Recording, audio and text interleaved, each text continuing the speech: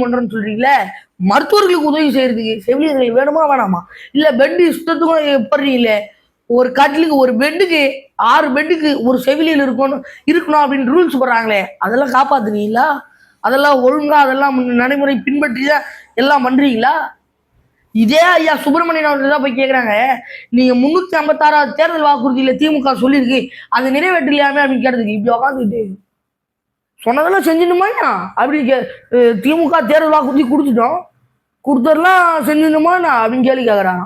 அதே தான் மக்கள் சொல்லுவாங்க, நீங்க 1000 ரூபாய் கொடுக்குறீங்க, இலவசமா பண்டம் பாத்திரம் எல்லாம் கொடுக்குறீங்க, குவார்டர் கொடுக்குறீங்க, பிரியாணி கொடுக்குறீங்க, நாங்க வாங்கி எல்லாத்தையும் ஜமாச்சிருவோம், நீ கொடுத்ததெல்லாம் வாங்கி தின்ட்டு ஓட்டு போடணும்னா எங்களுக்கு தலையெழுத்தா அப்படின்னு திருப்பி கேட்டாங்கன்னா நீங்க எல்லாம் எங்க தூக்கி மூஞ்சி வச்சுக்கிட்டீங்க? இந்த மாதிரி கேள்வி கேட்கறதுக்கு மக்களுக்கு எவ்வளவு நேரம் ஆகும்?